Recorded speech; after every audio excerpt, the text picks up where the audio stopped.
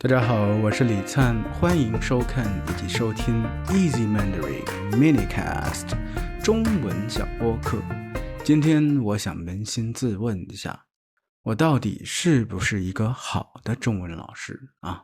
说实话，这个问题每每在午夜梦回的时候，都在我的脑海萦绕不休啊，让我辗转反侧，难以入眠啊。开玩笑啊，我不是这样一个人啊。但是呢，话又说回来，其实这个问题我还是真的想探究一番的。我到底是不是一个好的中文老师啊？这关乎我自己的自信啊。要是一个人对自己不够自信，他是很难把事情做好的。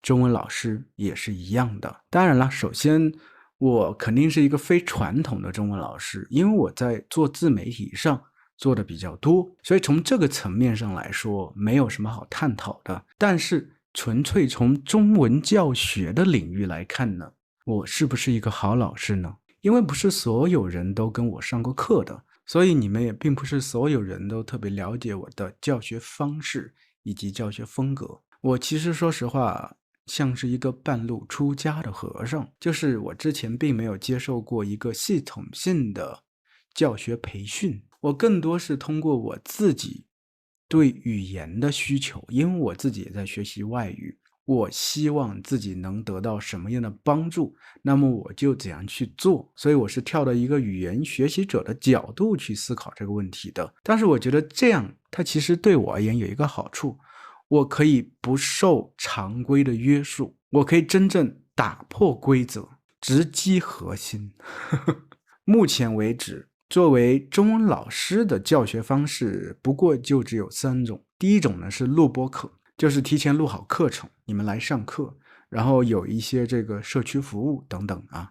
第二种是1对1的，第三种呢是小班课，无非就这3种啊。这每一条路我都走过，而且我发现它都有点问题。诶，老师你怎么这么张狂？你真的要把所有前辈们的努力都要踩在脚下吗？啊，也不是啊，我不是这个意思啊，没有轻狂、张狂、张扬到那份儿上。我只是觉得我在尝试了3种方式之后，发现都有一个问题。首先，你像这个录播课，更多注重其实是一种输入的能力，对吧？输出当然也有，但是你输出之后，谁给你反馈啊？你到底知道自己说的对还是不对吗？自己给自己录一些，然后说一说就好了吗？啊，第二个就是私教课，其实说实话，当然也是好的，很多老师很有水平的老师都在私教课这个领域。我相对而言觉得私教课当然可能更有针对性啊，因为老师可以根据你的这个水平啊，然后进行不同的课件的设计。但是可能我自己本身觉得我并不是特别擅长或者适合做私教课这个课程。我其实是在去年临过年的时候开始做私教课的，做了2-3个月，我后来发现好像我不是特别喜欢，我又决定开始做这个小班课。但是小班课我在想，现在这种小班课它其实有点单调，有点无聊，而且不够深入。我就在想，我需要结合我自己本身一些能力特色，闯出另外一条路出来。所以我就把中国的成语进行了改编，进行了一种非常现代化的改编。改编的原来成语他妈可能都不认识啊，面目全非啊。但是这种改编之后，让它赋予了一种现代化的色彩啊，就是对于现代人而言更能感同身受。同时我会在里面提取出一些人生的话题，一些现代的案例，以及和中国相关的一些问题，然后在小班课上让学生们去回答。所以它就变成了一个非常系统性的这么一个课程，而反响还是可以的啊，上了1个月左右。但是上完1个月之后，我突然之间啊，心灰意冷，心如死灰，觉得自己掉入万丈深渊啊！怎么回事？因为我发现特别大一个 bug， 特别大一个漏洞，一个系统漏洞，就是什么呢？我觉得我不想糊弄学生啊，因为我在上课的时候，每个学生都有机会去说话，大家这是轮流说话。对，上小班课的话，有一个系统性的课程是好的，但是那么你怎么能确保这个学生说完之后真的对他是有用的呢？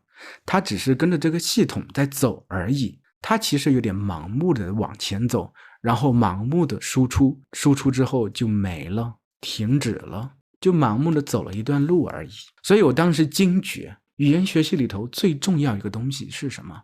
就是进行一种定制化的反馈啊，就是我要针对学生的说的所有话进行一个反馈啊，我需要帮他纠正啊，我需要帮他调整呀，这样他才能真正学会这些东西，他才能在下一次运用的时候运用的是正确的方式呀，不然的话我不是在骗他吗？我不是在糊弄他吗？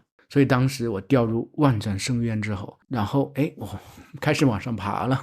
我在爬的时候觉得我应该继续采用这种成语的这种方式，结合人生话题、现代案例以及中国话题啊。为什么？因为这是我擅长的，让我和其他中文老师有区别的地方，也是我做的很好的地方啊，非常有心得的地方，非常自信的地方。这些其实构成了一个系统性的一个课程。然后我觉得就是小班课的这个课程的内容，我可以把它打散，分布在周一、周二、周三、周四、周五，每天都有一段话，一个任务，让学生录制视频或者音频回答问题。然后我会采用一种反应视频的这种方式进行反馈，就是我听你一句话，我就进行点评，然后帮你调整。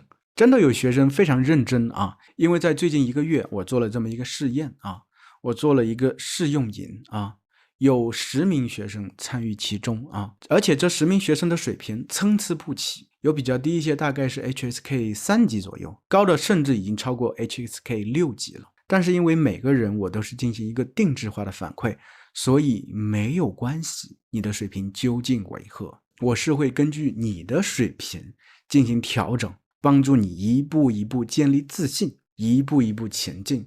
而且我说实话根本不相信那些所谓的几个月就能把中文学好那种狗屁不通的话啊，我觉得还是需要一个很长时间的积累，日积月累，最后达到一个水滴石穿的效果。或者中国人特别喜欢说的一句话啊，从量变达到质变啊，这好像是马克思说的话。所以这个星期呢，我正式推出我这个口语陪伴营啊，每个月的名额最多就20个人，因为我的时间和精力是有限的啊。如果你感兴趣的话，赶紧点击视频底下的链接啊，在链接里头我会对这个课程进行更为详细的解释。如果你看完之后还非常感兴趣，那就赶紧购买啊，因为名额非常有限，只有20个。那么今天咱们就到这吧啊，下期再见。